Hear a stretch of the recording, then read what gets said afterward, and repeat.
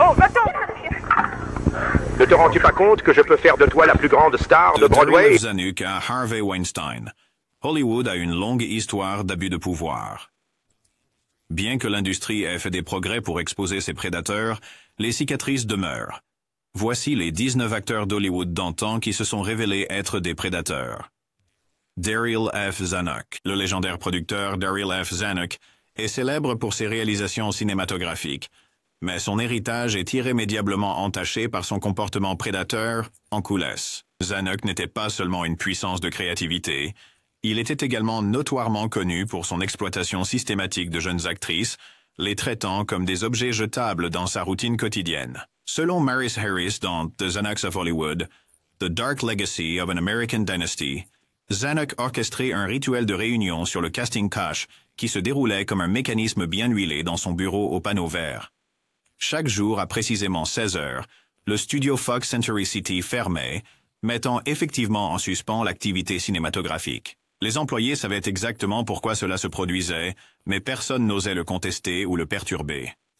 Par un passage souterrain secret, Zanuck escortait une jeune femme, généralement une actrice en herbe désespérée d'avoir sa grande chance, dans son bureau privé. Là, à l'abri des regards indiscrets mais sous le poids d'une complicité tacite, ces actrices étaient contraintes à des situations compromettantes. Zanuck considérait ces rencontres comme de simples pauses agréables, les traitant avec la même indifférence désinvolte qu'une partie de polo ou un déjeuner tranquille. Ce qui est encore plus troublant, c'est la normalisation de ses actions dans l'industrie. Tout le monde au studio était au courant de sa routine, mais son comportement était protégé par une culture de silence et de complicité. Les femmes, souvent impuissantes face à une influence aussi écrasante, étaient piégées par l'espoir que supporter les avances de Zanuck pourrait mener à un rôle ou une opportunité de carrière. Malgré ses actions, Zanuck était célébré comme un visionnaire, remportant même le prestigieux prix Thalberg en 1937. L'ironie de son succès est renforcée par le fait que durant cette même décennie, l'expression « casting couch » est entrée dans le lexique d'Hollywood, une sombre reconnaissance des abus devenus endémiques dans l'industrie. Louis B. Mayer. Quand on pense à l'âge d'or d'Hollywood, un nom qui revient inévitablement est celui de Louis B. Mayer, le cofondateur de Metro-Goldwyn-Mayer, ou MGM. Connu pour avoir créé certains des films les plus emblématiques et lancé d'innombrables stars, l'héritage de Mayer dans l'industrie cinématographique est indéniablement immense. Mais derrière le strass et les paillettes, il y a un côté plus sombre de son histoire qui mérite d'être exploré. Alors, Louis B. Mayer était-il un prédateur? Examinons les détails. Tout d'abord, Louis B. Mayer exerçait un pouvoir énorme chez Metro-Goldwyn-Mayer. C'était lui qui prenait toutes les décisions, non seulement sur les films qui étaient produits, mais aussi sur la vie personnelle des actrices travaillant sous ses ordres. Imaginez avoir quelqu'un qui contrôle non seulement votre carrière, mais aussi votre image publique, et même vos choix personnels. Ce type de contrôle peut créer un environnement vraiment toxique, et c'est exactement ce que beaucoup de femmes à MGM ont vécu.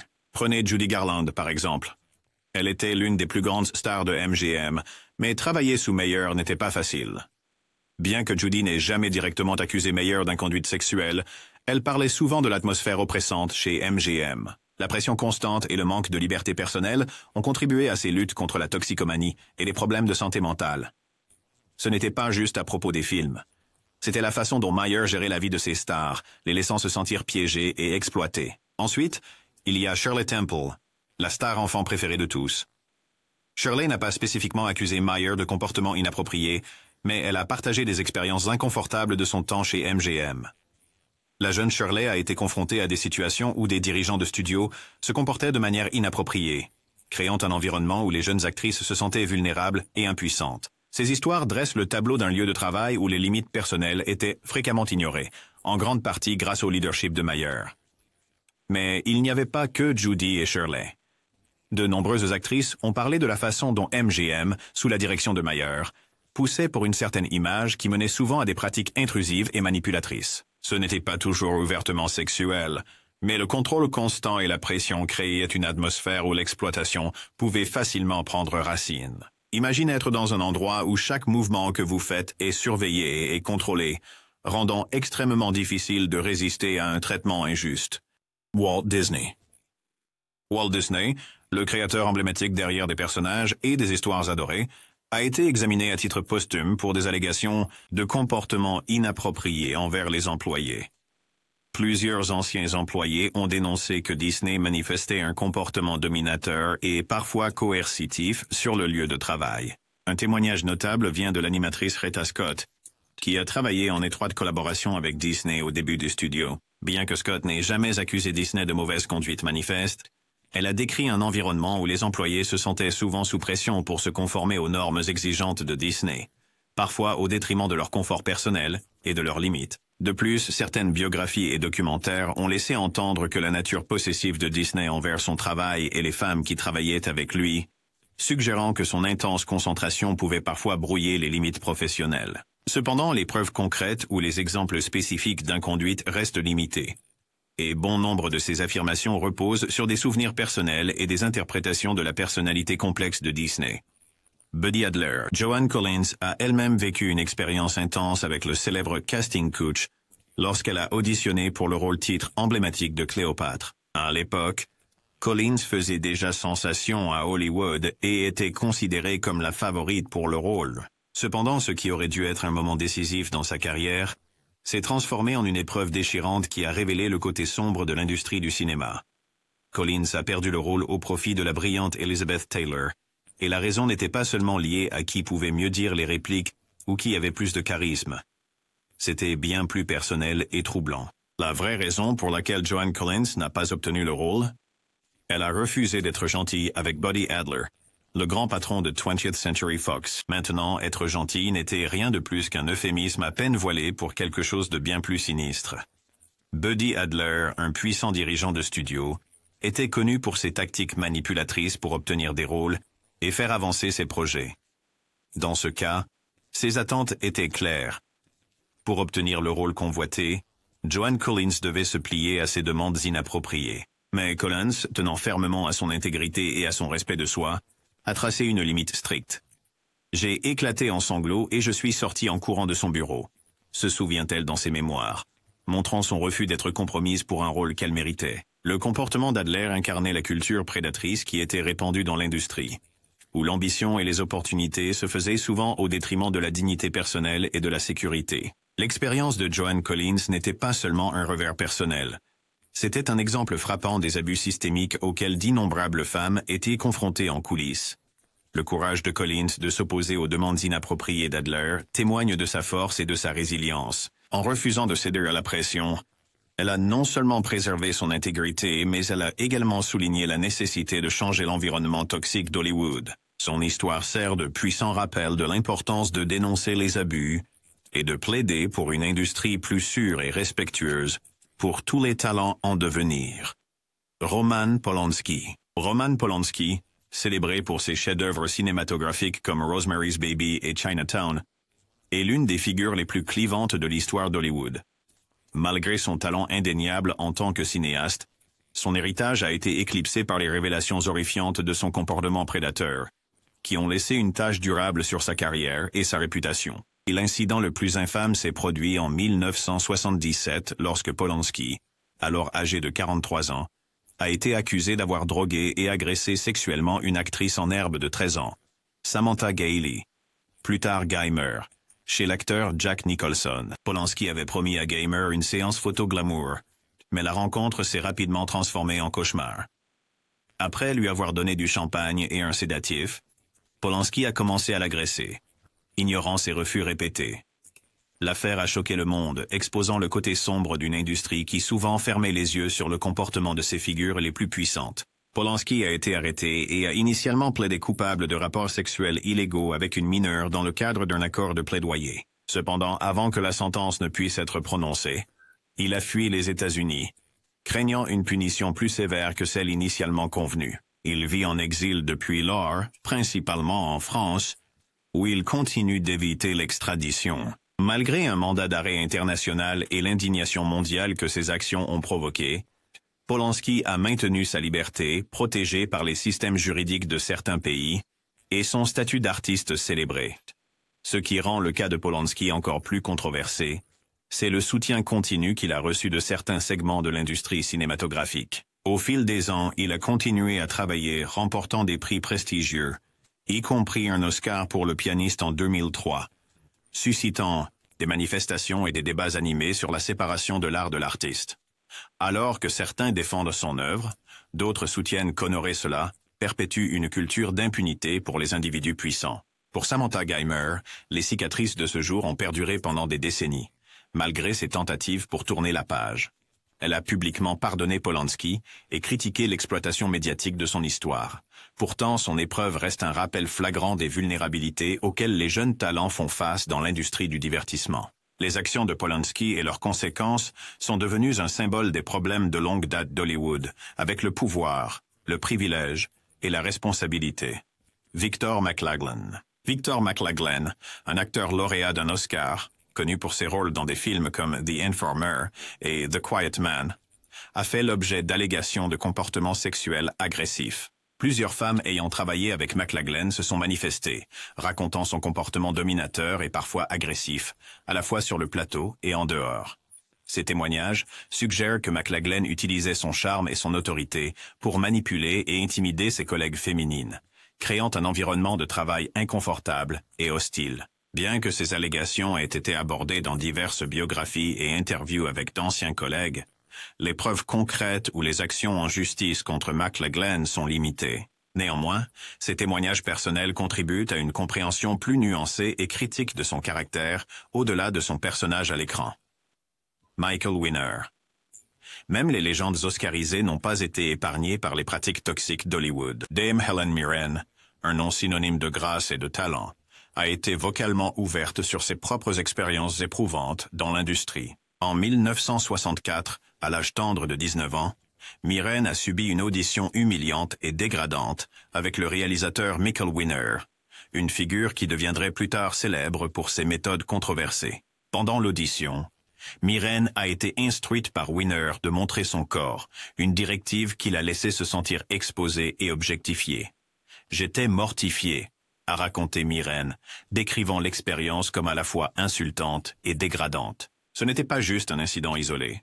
C'était emblématique des dynamiques de pouvoir qui permettaient à des réalisateurs comme Winner d'abuser de leur autorité sur de jeunes actrices aspirantes. Michael Winner, connu pour son travail ultérieur dans des films tels que Death Wish, avait la réputation d'être un réalisateur exigeant et souvent autoritaire. Ses actions pendant l'audition de Mirren n'étaient pas seulement le reflet de son inconduite personnelle, mais aussi le symptôme d'une industrie qui privilégiait régulièrement les égos et désirs masculins au détriment du bien-être et du consentement des talents féminins. Winner a ensuite tenté de minimiser la gravité de l'incident, affirmant qu'il suivait simplement les ordres d'un agent de casting.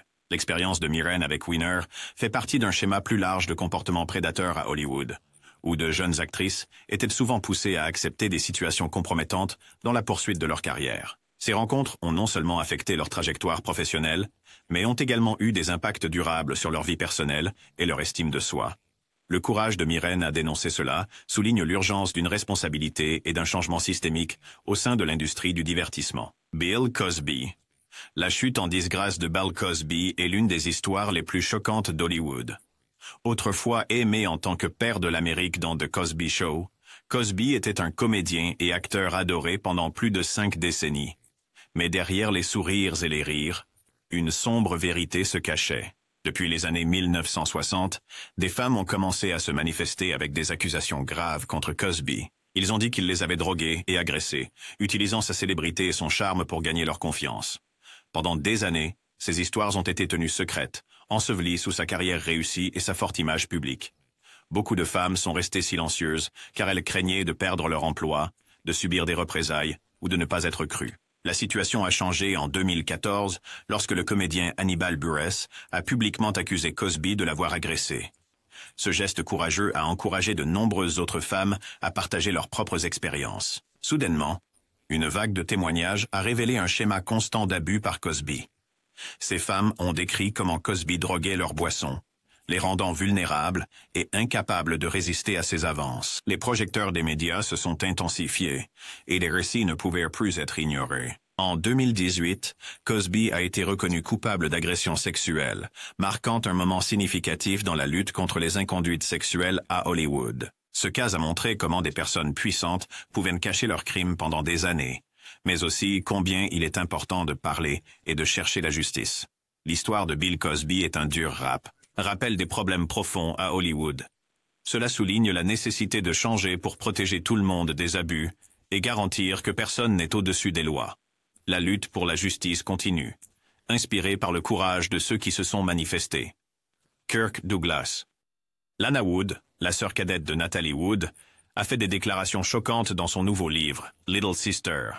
Elle dit qu'en 1955, Kirk Douglas, l'acteur légendaire, a agressé sexuellement sa sœur, alors que Natalie n'avait que 17 ans. Cela se serait produit après que la mère de Natalie, Maria, ait organisé une rencontre avec Douglas au célèbre château Marmont à Los Angeles. Pourquoi? Maria pensait que cela pourrait aider la carrière de Natalie. Lana, qui n'avait que 8 ans à l'époque, se souvient que sa sœur est revenue à la voiture visiblement bouleversée et débraillée. Natalie n'a jamais expliqué ce qui s'était passé à ce moment-là. Mais des années plus tard, elle se serait confiée à Lana, en disant « Il m'a fait mal et j'étais terrifiée ». Malgré cela, Natalie et sa mère ont décidé de ne pas parler, craignant que cela ne ruine la carrière de Natalie. Maintenant, Michael Douglas, le fils de Kirk, a gardé sa réponse brève, disant « Puissent-ils tous les deux reposer en paix ?» Il convient de mentionner que des rumeurs sur cet incident circulent depuis des années. En fait, lorsque Kirk Douglas est décédé en 2020, le nom de Natalie Wood a commencé à faire tendance sur Twitter. Il semble que le public n'a jamais oublié ces murmures. Quant à Natalie, elle est rappelée pour ses rôles emblématiques dans La Fureur de vivre et West Side Story, mais sa vie s'est terminée tragiquement en 1981 lors d'un mystérieux accident de bateau. Son mari, Robert Wagner, a toujours nié toute implication. Mais Lana Wood croit toujours qu'il a joué un rôle dans la mort de Natalie. Alfred Hitchcock. Vous connaissez Alfred Hitchcock, n'est-ce pas? Le type derrière des classiques comme Psychose et Fenêtre sur cour, une vraie légende dans le monde du cinéma. Mais voici quelque chose que vous ne savez peut-être pas sur lui. Derrière tout ce suspense et cette réalisation emblématique, Hitchcock avait un côté assez sombre, surtout en ce qui concerne la façon dont il traitait les actrices qui travaillaient avec lui. Prenons Tippi Hedren, par exemple. Elle a joué dans ses films, Les oiseaux et pas de printemps pour Marnie, et elle a été assez ouverte sur ses expériences sur le plateau. Tippi a parlé de la manière dont Hitchcock ne faisait pas que la diriger, il contrôlait sa vie. Imaginez être sur un plateau de tournage et avoir l'impression que le réalisateur vous isole de tout le monde, vous faisant sentir piégé. C'est exactement ce que Tippi a décrit. Le comportement d'Hitchcock n'était pas seulement étrange, il était carrément manipulateur.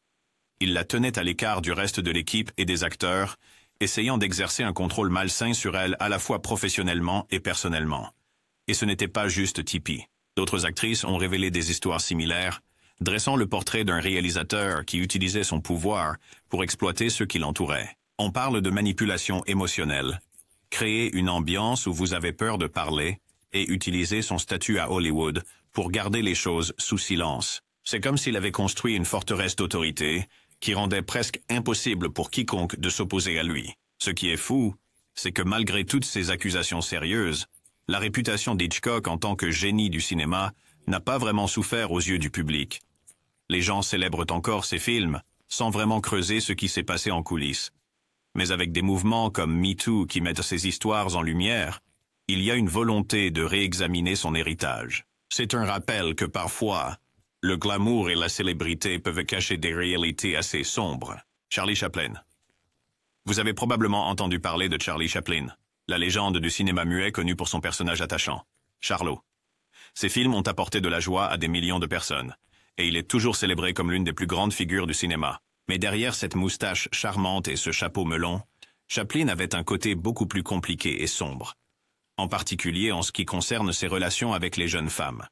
Prenons par exemple le cas de Joan Barry. À la fin des années 1940, Joan a avancé, accusant Chaplin d'être le père de son enfant hors mariage. À l'époque, avoir un enfant hors mariage était un scandale sérieux, surtout pour quelqu'un d'aussi connu que Chaplin. La situation a dégénéré en un procès en paternité très médiatisé. Chaplin nia véhémentement les accusations, et le procès traîna pendant des années, jetant une longue ombre sur sa vie personnelle. Même si le tribunal finit par statuer en sa faveur, le préjudice causé à sa réputation était déjà fait. Beaucoup le voyaient comme un charmant fripouille incapable de maîtriser ses affaires personnelles. Mais Joan Barry n'était pas la seule. Il y avait des murmures et des rumeurs sur les relations de Chaplin avec des femmes beaucoup plus jeunes tout au long de sa carrière. Les critiques et certains biographes ont souligné que son charme frôlait souvent la manipulation. Surtout avec des actrices qui étaient impatientes de se faire un nom à Hollywood. Ces relations n'étaient pas simplement des aventures sans lendemain, elles impliquaient souvent des déséquilibres de pouvoir importants, Chaplin utilisant son statut et son influence pour garder le contrôle. Un autre personnage controversé était l'actrice Una O'Neill, que Chaplin a épousée quand elle avait juste 18 ans et lui 54.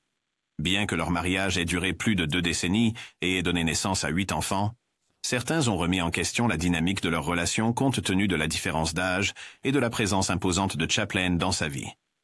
Était-ce une véritable histoire d'amour, ou y avait-il un élément de domination qui éclipsait leur partenariat? Malgré ces aspects troublants, l'héritage de Chaplin dans le cinéma reste largement intact aux yeux du public. Les gens affluent toujours vers ses films et célèbrent ses contributions à l'art de la narration.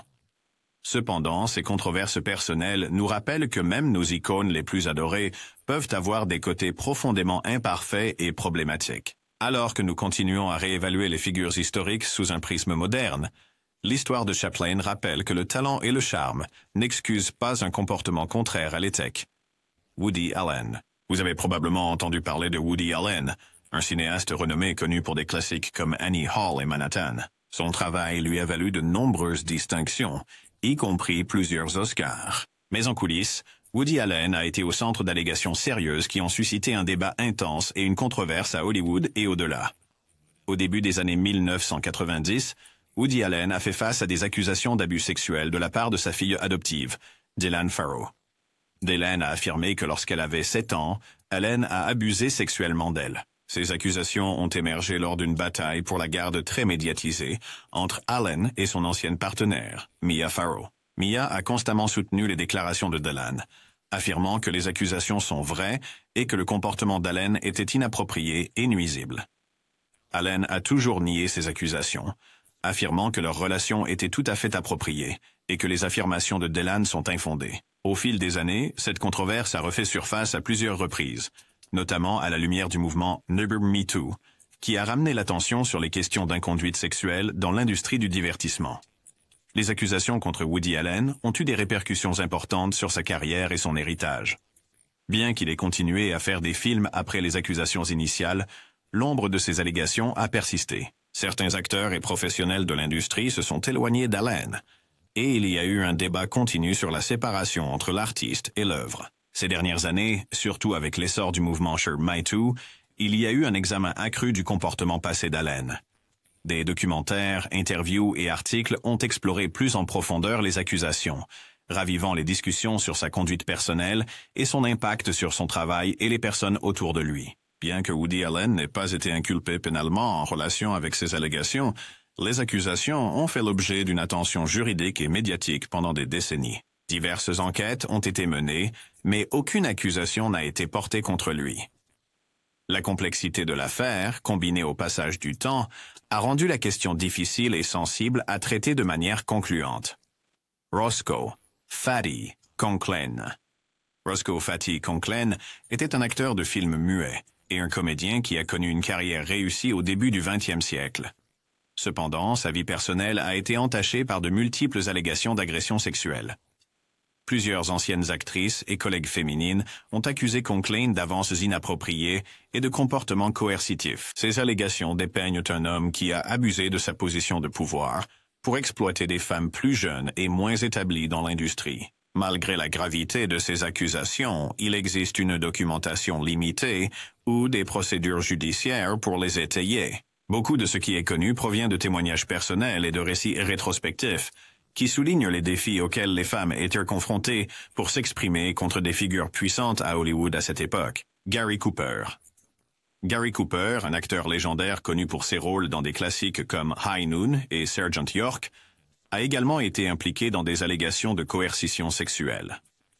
Plusieurs femmes ayant travaillé avec Cooper ont partagé des histoires suggérant qu'il a utilisé sa célébrité et son influence pour les pousser dans des situations inconfortables. Ces récits décrivent des cas où Cooper aurait exploité son statut pour obtenir la conformité, créant un environnement où les femmes sentaient qu'elles avaient peu de choix, sinon céder à ses exigences. Alors que Cooper maintenait une image publique du héros américain par excellence, ses témoignages personnels révèlent un côté plus troublant, mettant en lumière les dynamiques de pouvoir souvent invisibles qui existaient en coulisses à Hollywood. Spencer Tracy. Spencer Tracy, une autre figure emblématique du Hollywood classique, a été associé à un passé documenté de harcèlement sexuel. Malgré son immense talent et succès, la conduite personnelle de Tracy a été mise en examen. Plusieurs femmes qui ont interagi avec Tracy ont rapporté des expériences d'avance non désirées et de comportements inappropriés. Ces récits suggèrent que Tracy, tout comme certains de ses contemporains, aurait pu exploiter sa position pour exercer un contrôle sur les collègues féminines et les actrices. Les biographies et mémoires de ceux qui ont connu Tracy personnellement décrivent des situations où son comportement créait une atmosphère intimidante et inconfortable. Ces récits contribuent à une compréhension plus complète de l'héritage de Tracy, équilibrant ses réalisations professionnelles avec ses manquements personnels. Jack Nicholson. Jack Nicholson est indéniablement l'un des acteurs les plus célèbres d'Hollywood, connu pour ses performances polyvalentes dans des classiques comme Vol au-dessus d'un nid de coucou, Shining, et Pour le meilleur et pour le pire. Cependant, parallèlement à ses éloges professionnels, la vie personnelle de Nicholson a fait l'objet d'examens et de controverses, notamment en ce qui concerne des allégations de comportement sexuel agressif. L'une des allégations les plus notables vient de l'actrice Anjelica Huston. Dans ses mémoires, A Story Lately Told, Huston raconte un incident des années 1970 lorsqu'elle était une étoile montante à Hollywood. Elle décrit une rencontre avec Nicholson qu'elle qualifie de sexuellement agressive et coercitive. Selon Huston, Nicholson a fait des avances non désirées qui l'ont laissé se sentir mal à l'aise et impuissante. Ce récit s'ajoute à un modèle de comportement rapporté par d'autres actrices ayant travaillé avec Nicholson au fil des années. Au-delà du récit de Huston, il y a eu diverses rumeurs et rapports non vérifiés, suggérant que le comportement de Nicholson envers les femmes, sur et en dehors du plateau, a été problématique. Certaines co-stars et des initiés de l'industrie ont évoqué une culture d'intimidation et de conduite inappropriée, bien que des incidents spécifiques ne soient souvent pas documentés ou confirmés publiquement. Ces murmures contribuent à un récit plus large sur les défis auxquels les femmes ont été confrontées dans l'industrie du divertissement, notamment lorsqu'elles traitent avec des personnalités puissantes et influentes comme Nicholson. Marlon Brando. Marlon Brando, une figure emblématique d'Hollywood, est célébré pour ses performances révolutionnaires dans des films tels que Un tramway nommé Désir sur les quais et Le Parrain. Malgré son succès professionnel, la vie personnelle de Brando a été entachée par des rapports de coercition sexuelle et de comportements inappropriés, dépeignant un tableau plus inquiétant de l'acteur vénéré. Plusieurs femmes proches de Brando ont porté des accusations décrivant son comportement comme manipulateur et coercitif. Une figure notable est Maria Schneider, qui a joué aux côtés de Brando dans Le Dernier Tango à Paris. Schneider a parlé de l'environnement intense et émotionnellement éprouvant sur le plateau, où les méthodes de Brando l'ont poussé à des extrêmes émotionnels et physiques inconfortables. Bien que cela ne soit pas explicitement qualifié de coercition sexuelle, les dynamiques décrites suggèrent un abus de pouvoir et d'influence. Les biographes et historiens du cinéma ont également exploré les interactions personnelles de Brando, soulignant des cas où sa domination et son besoin de contrôle ont pu franchir les limites éthiques. Ces récits citent souvent ses relations avec des actrices et des partenaires, notant des comportements qui s'alignent sur des tactiques coercitives. Cependant, nombreux de ces rapports restent anecdotiques, sans confirmation officielle ni documentation légale. Contrairement à certains de ses contemporains, la réputation de Brando a été quelque peu isolée de ces allégations, peut-être en raison de l'époque à laquelle il est devenu célèbre et du contexte culturel entourant sa vie personnelle. Néanmoins, les rapports contribuent à une compréhension plus nuancée de son personnage, remettant en question l'image uniquement héroïque, souvent dépeinte dans les médias, et le discours public. Harvey Weinstein. Autrefois, un producteur de premier plan derrière des succès comme Pulp Fiction et Shakespeare in Love, Harvey Weinstein a été reconnu prédateur. Au-delà de son succès, Weinstein est devenu le visage du mouvement Me Too lorsque d'innombrables femmes se sont manifestées avec des histoires de harcèlement et d'agression s'étalant sur des décennies. Son comportement a montré à quel point l'exploitation est ancrée dans la culture hollywoodienne. Weinstein a cofondé Miramax Films, puis The Weinstein Company, utilisant son charme et son influence pour contrôler des carrières et des vies. Des femmes comme Ashley Judd et Rose McGowan ont partagé des histoires personnelles sur la façon dont Weinstein a franchi des limites, faisant des avances non désirées et utilisant son pouvoir pour intimider. Les récits courageux de Rose McGowan, en particulier, ont inspiré beaucoup d'autres à s'exprimer, brisant le silence maintenu de longue date. Le tournant est venu lorsque le tweet viral « Shower Me Too » d'Alyssa Milano a encouragé des millions de personnes à partager leurs expériences. Soudainement, Weinstein était sous un examen intense. En 2018, il a été arrêté et accusé de viol et d'agression sexuelle. En 2020, il a été reconnu coupable et condamné à 23 ans de prison. La chute de Weinstein a non seulement mis fin à son règne, mais a également déclenché une conversation mondiale sur le pouvoir, le consentement et la nécessité urgente de changement dans l'industrie du divertissement. Son histoire est un rappel puissant que personne n'est au-dessus de la responsabilité. Marilyn Monroe. Marilyn Monroe, l'une des actrices les plus célèbres de l'histoire, n'était pas un prédateur, mais une victime qui a osé exposer les vérités hideuses de Hollywood. Derrière son sourire éclatant et son statut iconique se cachait une femme qui a subi la nature sombre et prédatrice de l'industrie. Dans ses mémoires sincères, Monroe ne mâchait pas ses mots, décrivant Hollywood comme un bordel surpeuplé, un manège avec des lits pour chevaux. Elle a révélé qu'elle avait survécu dans un environnement rempli de menteurs et de manipulateurs, où l'exploitation était le prix d'entrée pour beaucoup de jeunes espoirs. Monroe a été soumise à un comportement prédateur implacable tout au long de sa carrière.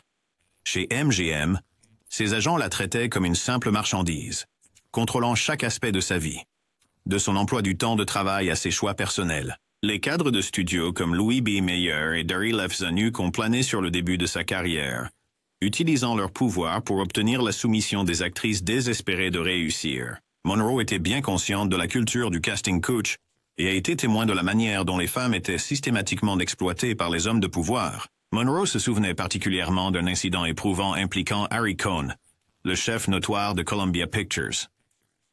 Cohn, célèbre pour utiliser sa position afin de forcer les actrices à des situations compromettantes, a fait des avances à Monroe sous prétexte de lui offrir une opportunité de carrière. Refusant de céder à ses exigences, elle s'éloigna, sacrifiant une potentielle célébrité au studio.